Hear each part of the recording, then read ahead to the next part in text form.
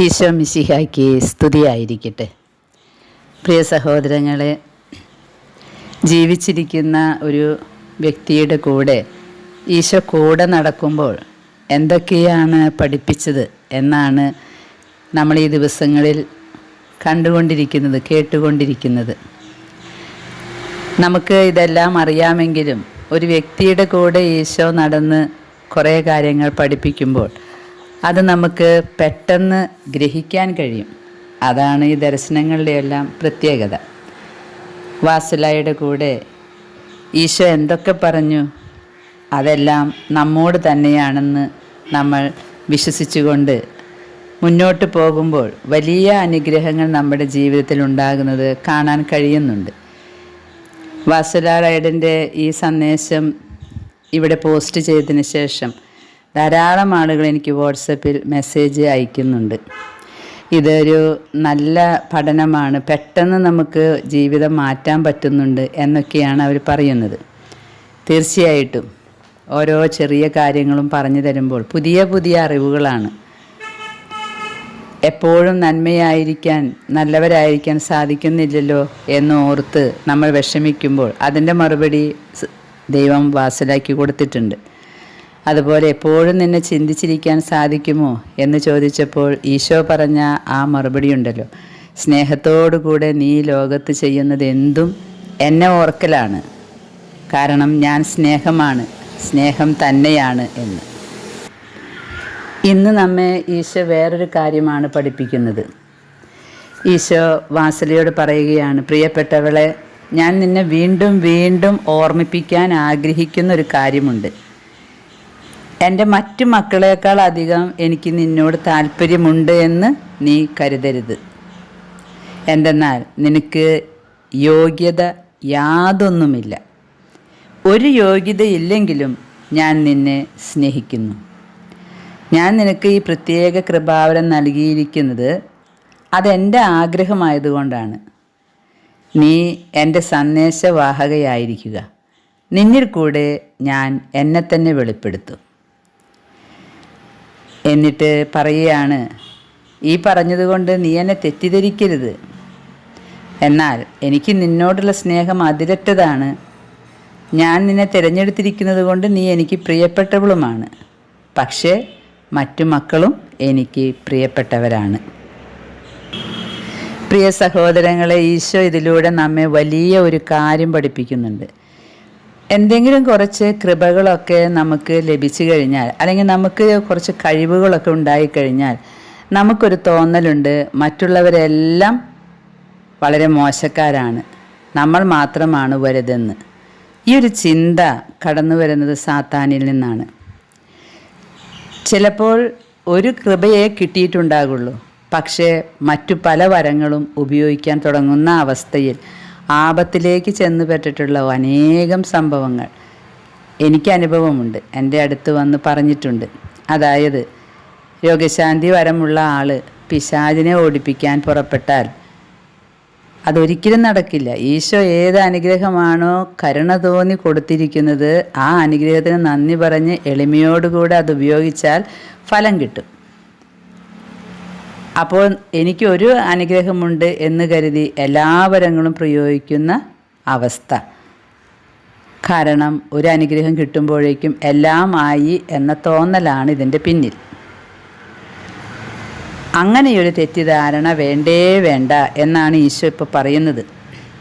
നിങ്ങൾക്ക് ഞാൻ കൃപ തന്നു എന്നതുകൊണ്ട്, നിങ്ങളെ ഞാൻ തിരഞ്ഞെടുത്തു എന്നതുകൊണ്ട് മറ്റു മക്കളേക്കാൾ അധികം എനിക്ക് നിങ്ങളോട് താല്പര്യമുണ്ട് എന്ന് വിചാരിക്കണ്ട. ഓരോ സൃഷ്ടിക്കും അതിൻ്റേതായ ഗുണങ്ങളും ദോഷങ്ങളുമുണ്ട്. പിന്നെ ദൈവത്തിൻ്റെ ഒരു പദ്ധതിയാണ്, ചിലരെയൊക്കെ ചില ഡ്യൂട്ടികൾക്കായിട്ട് തിരഞ്ഞെടുക്കും. അവരാ ഉത്തരവാദിത്തം ചെയ്ത് ദൈവമേ നിൻ്റെ കരുണ എന്ന് പറഞ്ഞ് എളിമയോടുകൂടെ നിൽക്കുക, അത്രയേ വേണ്ടൂ.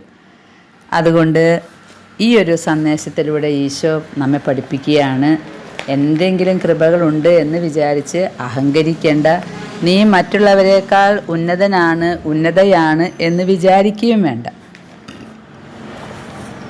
ഈശോ പറയുകയാണ്, എന്നാൽ നീ ഇനി വിഷമിക്കണ്ട, എനിക്ക് നിന്നോടുള്ള സ്നേഹം അതിരറ്റതാണ്. മറ്റുള്ള മക്കളോടും എനിക്ക് അതിരറ്റ സ്നേഹം തന്നെ.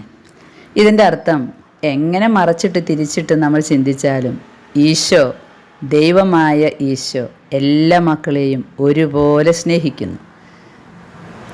തിരഞ്ഞെടുത്ത മക്കൾ അത് ഈശോ ആഗ്രഹിക്കുന്നത് പോലെ ചെയ്യുമ്പോൾ ഈശോയ്ക്ക് കൂടുതൽ സന്തോഷം വരുന്നു. തിരഞ്ഞെടുത്ത മക്കളിൽ നിന്ന് കുറവുകളുണ്ടാകുമ്പോൾ ഈശോ ഏറ്റവും അധികം വേദനിക്കുന്നു. ഈശോ ഒരു ചെറിയ ഓർമ്മപ്പെടുത്തൽ കൂടെ വാത്സല്യയോട് പറയുന്നുണ്ട്. ഞാൻ എത്ര നിങ്ങളെ സ്നേഹിച്ചാലും എന്നെ സ്നേഹിക്കുന്നതിന് പകരം നിങ്ങൾ ലോകസുഖങ്ങളുടെ പിന്നാലെ പരക്കം പായുന്നത് ഞാൻ കാണുന്നുണ്ട്.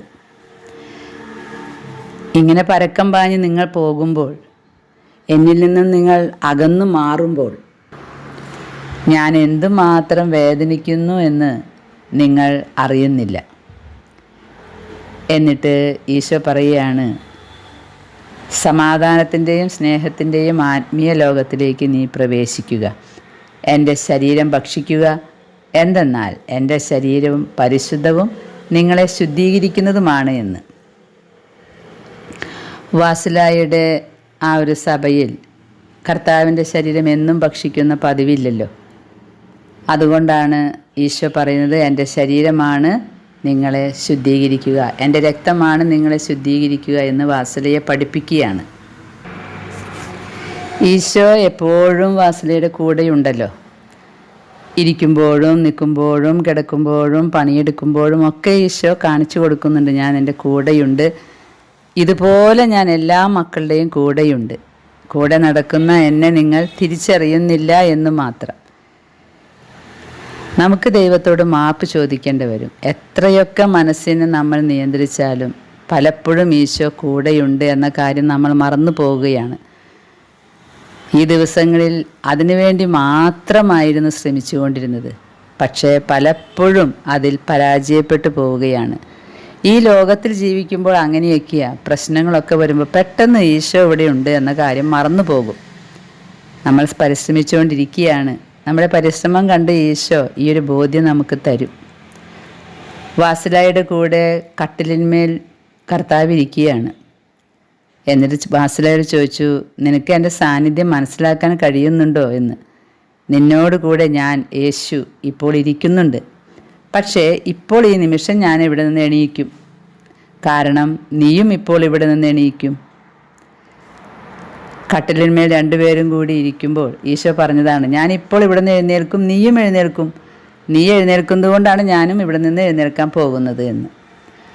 അപ്പോൾ അവൾ അത് എഴുതി തീർന്നതിനോടൊപ്പം വാതിക്കൽ ആരോ മുട്ടുകയും വാത്സല്യ എണീക്കുകയും ചെയ്തു. വാത്സല്യയോട് എന്തോ ഒരു കാര്യം പറയാൻ വന്ന ജോലിക്കാരനായിരുന്നു.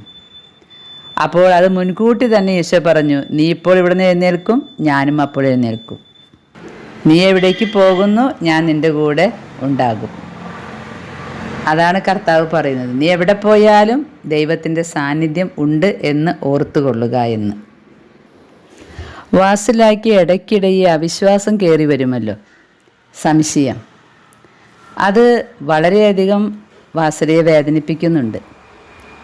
കർത്താവ് കൂടെ നടക്കുമ്പോൾ ഒരിക്കൽ പറയുകയാണ്, ഞാൻ നിൻ്റെ കൂടെ നടക്കുമ്പോൾ എന്തിനാണെന്നോ, നിന്നെ ഇങ്ങനെ നടത്തിക്കൊണ്ട് പോകുമ്പോൾ ഒരു രക്തസാക്ഷിത്വവും ഒപ്പമുണ്ട്. എനിക്ക് വേണ്ടി നീ സഹിക്കണം. സഹനം നിൻ്റെ ആത്മാവിനെ ശുദ്ധീകരിക്കുന്നു. നിന്നെ തന്നെ എനിക്ക് ബലിയായി അർപ്പിക്കുക. കാരണം അങ്ങനെയാണ്, അതിനാണ് ഞാൻ നിന്നെ തിരഞ്ഞെടുത്തത്. ഈ സഹനം കയറി വരുമ്പോൾ അതിൻ്റെ കാരണമൊന്നും നീ അന്വേഷിക്കണ്ട. ഞാൻ നിന്നെ ശരിയായിട്ടാണോ നടത്തിക്കുന്നത് എന്നൊന്നും നീ ചിന്തിക്കണ്ട.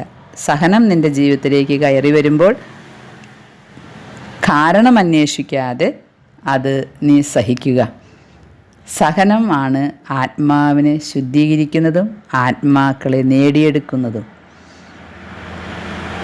എന്നിട്ട് പറയുകയാണ്, എൻ്റെ കുരിശ് ഭാരമുള്ളതാണ്. അതെ, ഞാൻ ഇനിയും പല പ്രാവശ്യം എൻ്റെ കുരിശ് നിൻ്റെ മേൽ വയ്ക്കും. നീ എൻ്റെ വധുവാണ്, എൻ്റെ പ്രിയപ്പെട്ടവളും. പ്രിയ കൂട്ടുകാരെ, ഈ ലോകത്ത് ആരെല്ലാം ജീവിതത്തിൽ കുരിശ് ചുമക്കുന്നുണ്ടോ മനസ്സിലാക്കണം, നമ്മൾ യേശുവിൻ്റെ മണവാട്ടികളാണ്. മണവാളൻ മണവാട്ടിയുടെ കരങ്ങളിലേക്കല്ലാതെ ആശ്വാസത്തിനായിട്ട് ആരുടെ കയ്യിലേക്കാണ് കുരിശ് കൊടുക്കുക? അതുകൊണ്ട് ജീവിതാവസാനം വരെ മണവാളൻ കുരിശ് തന്നുകൊണ്ടിരിക്കും. പക്ഷേ മണവാളൻ എപ്പോഴും കൂടെയുണ്ടാകും.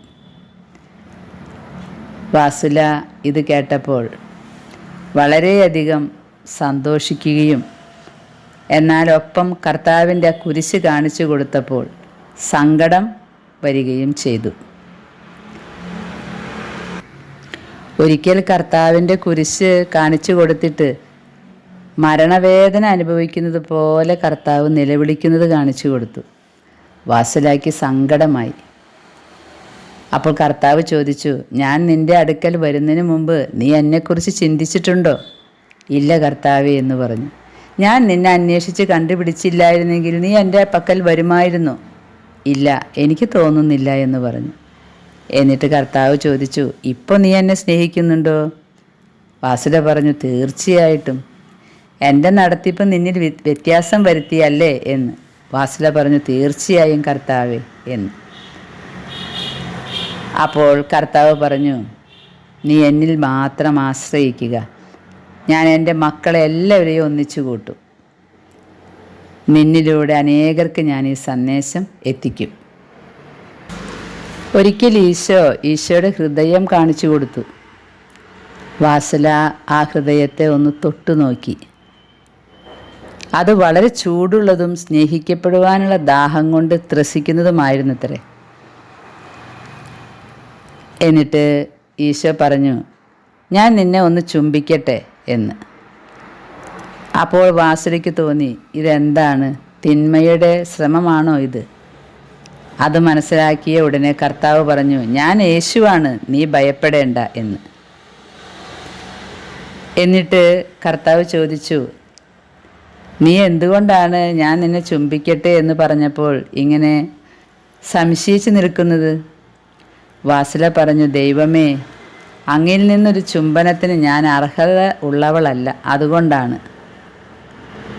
അപ്പോൾ കർത്താവ് പറഞ്ഞു, ഞാൻ ദൈവമാണ്, നിൻ്റെ നെറ്റിയിൽ ഞാനൊരു സ്വർഗീയ ചുംബനം തരാം. അങ്ങനെ കർത്താവ് വാസുലയുടെ നെറ്റിയിൽ ചുംബിച്ചു. വാസുല പറയുകയാണ്, അപ്പോൾ ഉണ്ടായ അനുഭവം വാക്കുകളിൽ പറയാൻ കഴിയില്ല എന്ന്. ഭാരമില്ലായ്മയും കണ്ണാടി പോലുള്ള സുതാര്യതയും അനുഭവപ്പെട്ടു എന്നാണ് പറയുന്നത്. ആത്മാവിൽ എന്തെന്നില്ലാത്ത സമാധാനം അനുഭവപ്പെട്ടു. പ്രിയ സഹോദരങ്ങളെ, ദൈവം ഒരു മനുഷ്യ സൃഷ്ടിയെ ചുംബിച്ചാൽ എന്താണ് സംഭവിക്കുക? അതിനുള്ള യോഗ്യത ആർക്കുണ്ട്? ആർക്കുമില്ലെങ്കിലും ദൈവം കരുണാമയനായതുകൊണ്ട് ദൈവം എല്ലാവരെയും ഉമ്മ വെച്ചുകൊണ്ടാണ് സ്നേഹിക്കുന്നത് എന്നോർത്താൽ മതി. ഈശോയോട് വാസുല ഒരിക്കൽ പറഞ്ഞു, ദൈവമേ, എപ്പോഴും നീ സഹനങ്ങളോട് കൂടെ വേദനയിലിരിക്കുന്നതാണല്ലോ കാണുന്നത്. നീ എപ്പോഴെങ്കിലും സന്തോഷമുള്ളവനായിരിക്കുന്നത് കാണാൻ എനിക്ക് പറ്റുമോ? ഈശോ പറഞ്ഞു, മോളെ, എൻ്റെ പ്രിയപ്പെട്ട മക്കളുടെ കൂടെ ആയിരിക്കുമ്പോൾ ഞാൻ സന്തോഷവാനാണ്. നന്മ ചെയ്യുമ്പോൾ അവരൊക്കെ എൻ്റെ സങ്കടം എടുത്തു മാറ്റുന്നു. മറ്റുള്ളവരോട് ക്ഷമിക്കുമ്പോൾ അവരെൻ്റെ സങ്കടം മാറ്റുകയാണ്. അതുകൊണ്ട് നീ ഓർക്കരുത് എപ്പോഴും ഞാൻ സങ്കടപ്പെട്ടുകൊണ്ടിരിക്കുകയാണെന്ന്. നന്മ ചെയ്യുന്ന ഒരു മകളുടെ കൂടെ ആയിരിക്കുമ്പോൾ ഞാൻ സന്തോഷിക്കും. ക്ഷമിക്കുന്നവരുടെ കൂടെ ഇരിക്കുമ്പോൾ ഞാൻ സന്തോഷിക്കും. മറ്റുള്ളവരെ സ്നേഹിക്കുന്നവരുടെ കൂടെ ആയിരിക്കുമ്പോൾ ഞാൻ സന്തോഷിക്കുന്നുണ്ട്. പ്രിയ കൂട്ടുകാരെ, ഇതൊക്കെയാണ് ദൈവം. ദൈവത്തിന് ഇത്രയേ ഉള്ളൂ, സ്നേഹിക്കണം, സ്നേഹിക്കണം, സ്നേഹിക്കണം. പക്ഷേ മനുഷ്യർക്ക് അത്രത്തോളം ഉയരാൻ സാധിക്കുന്നുമില്ല. നമുക്ക് മനസ്സുകൊണ്ട് ഈശോയോട് പറയാം, ദൈവമേ, ഇങ്ങനെയൊക്കെ ചിന്തിക്കാൻ, ഇങ്ങനെയൊക്കെ പ്രവർത്തിക്കാൻ നീ എന്നെ പഠിപ്പിക്കണമേ. ഈശോയ്ക്ക് വേണ്ടത് സ്നേഹമാണ്. ഈശോയ്ക്ക് വേണ്ടത് സ്നേഹം കൊടുക്കലാണ്, വാങ്ങലാണ്. സ്നേഹം വാങ്ങാൻ പറ്റിയില്ലെങ്കിലും സ്നേഹം കൊടുത്തുകൊണ്ടിരിക്കണമെന്നാണ് ഈശോ പറയുന്നത്. നമുക്ക് മനസ്സുകൊണ്ട് വിചാരിക്കാം, നമ്മുടെ ദൈവം നമുക്കും നെറ്റിയിലൊരു സ്വർഗീയ ചുംബനം തന്നിട്ടുണ്ട്. ഈശോ തരുന്ന ആ സ്നേഹം മറ്റുള്ളവർക്ക് കൊടുക്കാൻ ഞങ്ങളെ പഠിപ്പിക്കണമേ എന്ന് നമുക്ക് പ്രാർത്ഥിക്കാം. 40 ദിവസം ഈശോ നമ്മുടെ കൂടെയല്ലേ. അത് കഴിയുമ്പോൾ ഈശോ പോകുമല്ലോ. പിതാവിൻ്റെ വലതുഭാഗത്തിരുന്ന് പരിശുദ്ധാത്മാവിനെ നമുക്ക് തരും. ഈ ഉള്ള ദിവസങ്ങളിൽ നമുക്ക് ഈശോയോട് പ്രാർത്ഥിച്ചുകൊണ്ടിരിക്കാം. നമുക്കിത് തരണം, ഇന്നത് തരണം എന്ന് പറയാൻ അത്രമാത്രം യോഗ്യതയൊന്നുമില്ലല്ലോ. കാരണം നമ്മൾ ഈശോ പറയുന്ന പോലെ ഒന്നും പ്രവർത്തിച്ചിട്ടില്ല. അതുകൊണ്ട് നമുക്ക് യാചിക്കാം, കരുണ കാണിക്കണമേ എന്ന്. നമുക്കും ഈശോയുടെ സ്നേഹം തിരിച്ചറിയാനുള്ള കൃപ നൽകണമേ എന്ന് പ്രാർത്ഥിക്കാം. കൂടെ നടക്കുന്ന ദൈവം നമ്മെ അതിനെ അനുഗ്രഹിക്കട്ടെ. ആമേൻ.